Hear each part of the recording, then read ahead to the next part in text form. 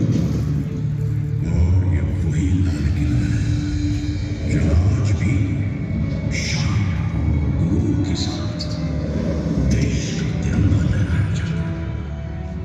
नमस्ते सभी को, और बिना टाइम वेस्ट करे आज मैं एक जगह ले जाता हूँ, कुछ सिखाता हूँ तुम्हें भी और खुद भी सीखता हूँ। तो आ जाओ मेरे साथ, आ जाओ दिखाता हूँ। तो कैसे लग रहे हैं, स्मार्ट या बहुत ज़्यादा स्मार्ट? मत दिखला यार। तो बस निकल रहे हैं स्कूटी से।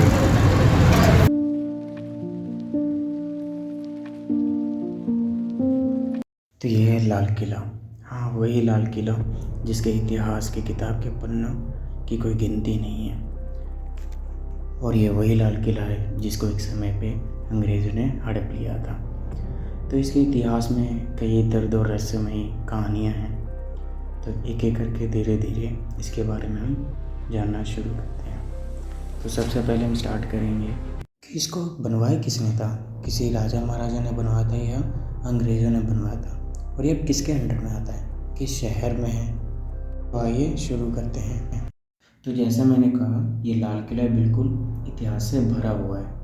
और ये लाल किला 17वीं शताब्दी में मुग़ल शासक शाहजहाँ ने बनवाया था। इसका बनाने का जो मेन उद्देश्य था, जो रीज़न था, वो यह था कि दिल्ली को राष्ट्रीय राजधानी बनाना था। और ये एग्जैक्ट 12 मई 1639 को बन के कम्प्लीट हो गया था, तैयार हो गया था। और शाहजहाँ ने इसे अपने बेटे दारा शिकोह को उत्तराधिकारी के रूप में सौंप दिया था। इसमें कई दरवाजे हैं, दिल्ली दरवाज़ा, लाहौर दरवाज़ा, अकबर दरवाज़ा और बहुत सारे। तो मेरा एक सवाल है आप सबसे कि इस किले का नाम लाल किला क्यों पड़ा। तो चलो फ़िलहाल मैं बता देता हूँ। इसके रेड स्टोन की वजह से इसका नाम लाल किला पड़ा। लाल मतलब लाल रंग, तो लाल किला, तो लाल किला नाम इसलिए पड़ा। तो उस काल में जो आर्किटेक्ट थे जिन्होंने ये लाल किला बनाया, उनका नाम था उस्ताद अहमद लाहौरी। तो शाहजहाँ के कहने पे यही आर्किटेक्ट थे जिन्होंने ये पूरा लाल किला बनाया था। और इस किले की दीवारों की जो चौड़ाई है वो लगभग 2.4 किलोमीटर तक फैला हुआ है, और इसकी जो ऊंचाई है वो 18 मीटर से 33 मीटर तक का है। और मैं उम्मीद करता हूँ कि ये चीज़ शायद आप सबको पता होगा कि 15 अगस्त 1947 को भारत जब आज़ाद हुआ था, तो हमारे पंडित जवाहरलाल नेहरू ने यहाँ पे सबसे पहले आज़ादी का जिक्र करा था तिरंगा लहरा के। और आप जब भी लाल किला आओगे ना, तो आपको एक बड़ा सा मैदान दिखेगा और आप सोचोगे ये क्या है। तो ये असल में एक पार्क है जिसका नाम है 15 अगस्त पार्क। इसका नाम ही है 15 अगस्त। और दिवाली, जन्माष्टमी ऐसे त्योहारों पर यहाँ पे मेला भी लगाया जाता है। दोस्तों, हमने तो इसके हिस्ट्री के बारे में जान लिया, लाल किले के बारे में, लेकिन अब देखते हैं कि इसके अंदर है क्या क्या, मतलब ये अंदर से दिखता कैसा है। तो फिलहाल हमने टिकट ले लिया है और अब यहाँ से हम अंदर जाने वाले हैं, और यही दरवाज़ा जिससे हम अभी अंदर जाएंगे।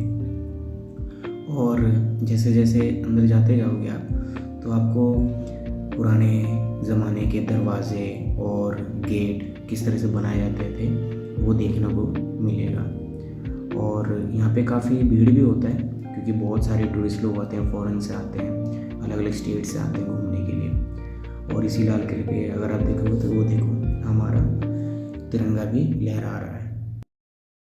तो गाइस, जैसे आप लाहौरी गेट से रेड फोर्ट एंटर करोगे तो आपको एक बाज़ार देखने को मिलेगा, एक छोटा सा खूबसूरत सा बाज़ार जिसका नाम है छत्ता चौक। और छत्ता चौक इस नाम का तात्पर्य ढके हुए बाज़ार से है।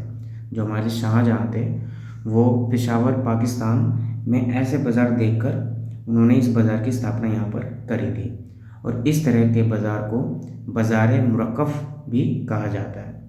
और जैसे ही इस बाज़ार में आप आओगे तो आपको बहुत सारी चीज़ों को देखने को मिलेंगी। यहाँ पर हाथ से बने हुए जितने भी नेकलेसेस होते हैं, बैंगल्स, चूड़ियाँ और कानों में पहनने वाले झुमके, नथनी, ये ऐसी बहुत सारी चीज़ें आपको यहाँ पे देखने को मिलेंगी। और आप यहाँ पे बिल्कुल ख़रीद भी सकते हो, गले के लिए चैन वगैरह ये सब। तो लड़कियों के लिए यहाँ पे आना तो सही है क्योंकि उनके लिए मतलब की चीज़ें यहाँ पे बहुत सारी थी। और जैसे मैं मेल हूँ और हमारे मतलब की चीज़ें यहाँ पे उतनी ज़्यादा नहीं थी। और जैसा मतलब मेरा एक शिकायत होता है हर बाज़ार में जाने का, यहाँ पे भी वही है कि लड़कों को यहाँ कुछ नहीं मिलने वाला, लड़कों के लिए सब लड़कियों का ही है। मीना बाज़ार ही नाम है। गाइस जैसे आप बाज़ार से बाहर निकलते हो तो आपको right and left hand side आपको बहुत बड़े बड़े मैदान दिखेंगे, ऐसे पार्क टाइप्स। और इसमें आप आराम से बैठ के एंजॉय कर सकते हो। पिकनिक मनाना है वो भी कर सकते हो, बिल्कुल बैठ के एंजॉय कर सकते हो। और यहाँ पे बहुत साफ़ सुथरे अच्छे भरे पेड़ भी देखने को मिलेंगे। और जैसे ही थोड़ा सा और आगे बढ़ोगे आप तो आपको एक छोटी सी ऐसा बिल्डिंग टाइप दिखेगा। इसके अंदर साउंड एंड लाइट शो भी होता है। बहुत तरह के शॉप्स हैं यहाँ, लग्जरी शॉप्स, और अलग अलग तरह के यहाँ पे शोज़ भी होते हैं। और हमने अचानक से देखा कि हमें ऑरेंज मिल गए, मतलब वो एक्चुअली कार्ड है, वो वेलकम कर रहे हैं। और फिर इसके जैसे आप थोड़ा और आगे जाओगे तो आपको बहुत सारे महल भी देखने को मिलेंगे। तो भी हम बस धीरे धीरे आगे बढ़ रहे हैं, और जैसे वो महल आता है फिर उसके बारे में आपको हम बताते हैं। नौबत खाना, ये नौबत खाना क्या है? तो गाइज़ उस ज़माने में एक और चीज़ हुआ करती थी जिसे नौबत खाना कहते थे। लेकिन ये होता क्या है? असल में नौबत खाना उस जगह को कहते हैं जहाँ पे शहनाई बजाई जाती थी और राजा महाराजा सुना करते थे। तो यही वो बिल्डिंग है जिसे नौबत खाना बोला जाता है। और यहाँ पे राजा महाराजा और बाकी जितने भी उस साम्राज्य के सदस्य होते थे, सैनिक वगैरह जो इम्पोर्टेंट है, जितने भी लोग होते थे वो यहाँ पे शहनाई का आनंद उठाते थे। चलो अब आगे बढ़ते हैं, देखते हैं और क्या क्या चीज़ें हैं। तो जैसे थोड़ी दूर आप चलते हो तो नौबत खाना के एकदम सामने एक आपको ऐसी बिल्डिंग देखने को मिलेगी। वो एक पुराने ज़माने की, एकदम लाल कलर से भरा हुआ था ये भी। और जैसे आप थोड़ा ऊपर जाते हो, इसको एंटर करते हो, जैसे आप अंदर जाते हो तो आपको एक बड़ी सी चीज़ देखने को मिलेगी, वो है ये। और सोचो आप ये क्या हो सकता है? एक्चुअली ये राजा का सिंहासन है।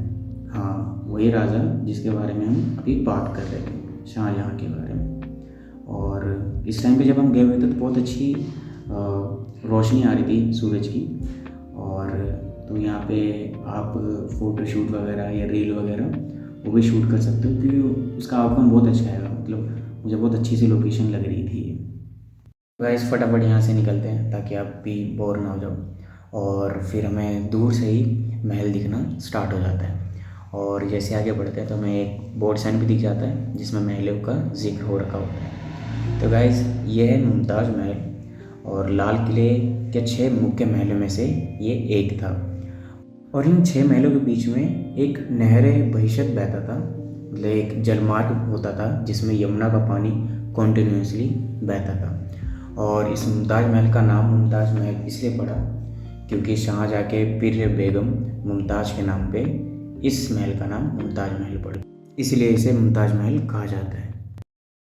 मुग़लों में भी थोड़ा ऐसा था कि मतलब वो वाटर को, मतलब पानी को बहुत महत्व देते थे। जैसा देखा भी कि उस नहर को कितना इम्पोर्टेंट माना जाता था, एकदम स्वर्ग का, मतलब उसके बराबरी का उन्होंने मान रखा था। ऐसी ऐसी चीज़ें हैं, बहुत सारी चीज़ें यहाँ पर देखने को।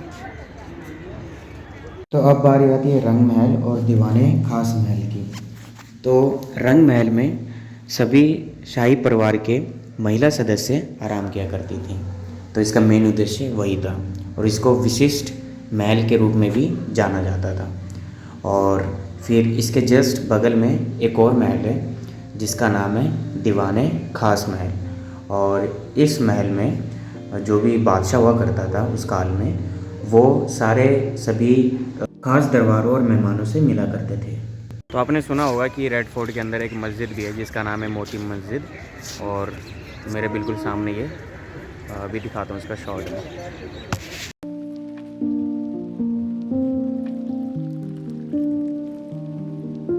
जाते जाते हमें एक बहुत छोटा सा प्यारा सा क्यूट सा बच्चा दिखता है, और फिर मैंने उसकी एक थोड़ी सी वीडियो भी बना ली थी, और मैं भी दिखाता हूँ जस्ट।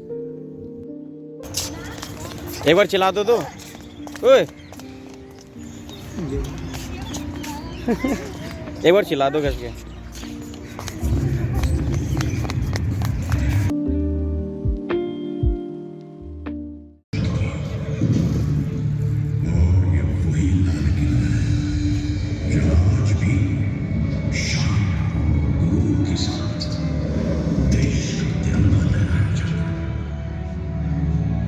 जो जैसे वो साउंड वाला वो जो शो अभी रेडी हो रहा था, तो वो सुनने का बड़ा जोश आ रहा था मुझे। और एक कहानी मुझे याद आ गई बचपन की।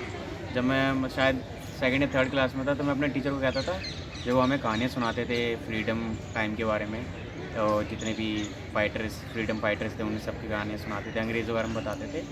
तो मैंने सोचा था कि जब मैं बड़ा होऊंगा ना, तो उनको जाके इंग्लैंड में जाके घुस के उनको सबको गोली मार दूँगा। ऐसा सोचता था जब मैं छोटा था। लेकिन अब तो बड़े हो गए हैं और मैच्योर हो गए हैं, तो अब पता चल गया ना भाई, वो तो कब के गए, जिन्होंने परेशान करा था हम सबको, वो तो कब के ऊपर गए। तो इन सब चीज़ों का फ़ायदा नहीं है। तो यही था लाल किले का ब्लॉग। और बहुत सारे महल थे जैसा आपने देखा होगा, और यहाँ पे बहुत अच्छे नज़ारे हैं, रील्स वगैरह शूट करने के लिए तो बहुत परफेक्ट जगह है। और यहाँ पे आओगे तो अभी म्यूज़ियम जा नहीं पाए क्योंकि वो बंद हो गया, लेकिन वहाँ जाओगे तो और सारी चीज़ें तुम एक्सप्लोर कर पाओगे। तो वीडियो हम यहीं पे एंड करते हैं, अगली ब्लॉग में फिर से मिलेंगे। Bye bye, thank you.